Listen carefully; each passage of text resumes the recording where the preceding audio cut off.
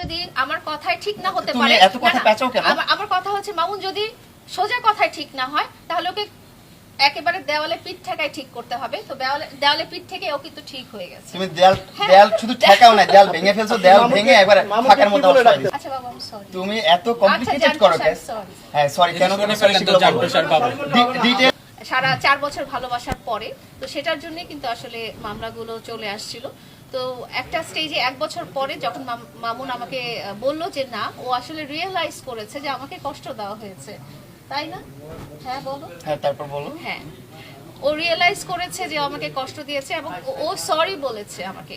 ও আমাকে মাসুদ ভাইয়ার সামনে সরি বলেছে। মাসুদ ভাইয়ের সামনে না, আমি এখনো বলছি, আমি যদি আমার কোনো কথায় বা আমার কোনো কাজকর্ম যদি লেলা কষ্ট পেয়ে থাকে, আমি লেলার কাছে দুঃখিত। লেলা তুমি আমাকে ক্ষমা সুন্দর দৃষ্টিতে দেখো। আর হচ্ছে আমি এখন তুমি পরেরটা বলো আগে। আমার কথা হচ্ছে যে আল্লাহ তাআলাই ক্ষমা করে দেন আমরা যত রকম অপরাধ তো তুমি করি না আগে কেন। ক্ষমাটা চাও না এখন? তো মামুন তো আমার ভালোবাসার মানুষ। ও যদি আমার কাছে সরি বলে, এটা তো আমি সবসময় আপনাদেরকে বলে এসেছি যে ও সরি বললেই ওর জন্য মাফ, আর কিছু লাগবে না, আমি আর কিছুই চাই না। ওর সরিটাই এনাফ, ওর রিয়েলাইজেশনটা এনাফ। এবং ওর জন্য আমি আরেকটা বলেছিলাম যে ও পৃথিবীর আর কারোর সাথেই এরকম কষ্ট দিতে পারবে না, আমাকে যেরকম কষ্ট দিয়েছে। এটাও সে রাজি হয়েছে না?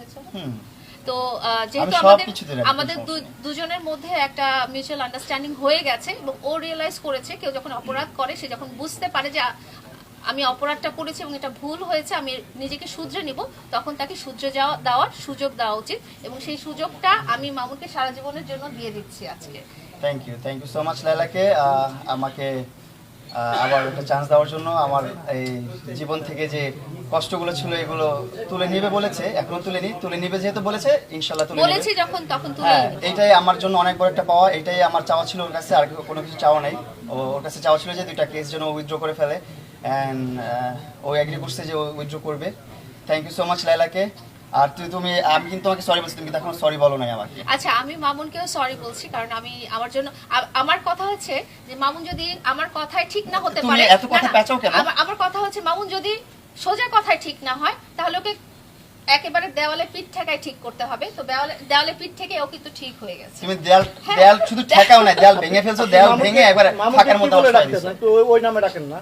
এটা বলতে আচ্ছা আমরা কিন্তু সরি টপিকটা কিন্তু আবার শুরু করেছি। তো মামুনে কিন্তু দেওয়ালে পিঠ থেকে যে কিন্তু সে রিয়েলাইজ করেছে এবং সে সরি হয়েছে। সো আমাদের দুজনের ব্যাপারটা কিন্তু এখানেই শেষ। আমরা দুজনকে সরি বলেছি, দুজনের যেসব ওর কমপ্লিমেন্ট অ্যাক্টিভিটিস থাকবে যেগুলো ছিল সেগুলো আমরা উইথড্র করেছি। এবং আমি বলেছি মামলা রিলেটেড যেগুলো যেভাবে যত দ্রুত ক্লোজ করা যায়, যেহেতু আমি তাকে প্রমিস করেছি আমি সেটা করে দিব। এবং সেও আমাকে প্রমিস করেছে যে সে আমার প্রতি সরি, সে নিজের প্রতি অনুতপ্ত এবং সে কারোর সাথেই আর এরকম করবে এখন না। তুমিও সরি বলো। বলছি তো বাবু। না সুন্দরভাবে। আচ্ছা বাবু, আমি সরি। তুমি এত কমপ্লিকেটেড করো কেন? হ্যাঁ সরি, কেন ডিটেইল বলে